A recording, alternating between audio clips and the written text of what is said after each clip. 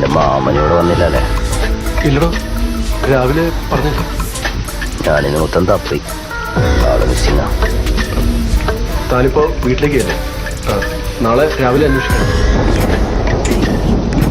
വീട്ടിൽ പോയാലും ഇനി എനിക്ക് ഉറക്കൊന്നും കാണില്ല. ചിലരെയൊക്കെ സംശയമുണ്ട്. അതുകൊണ്ട് ഇവിടൊക്കെ തന്നെ ഉണ്ടാവും. സാറ്റ് കളിക്കാനും ഞാനും കൂടാം.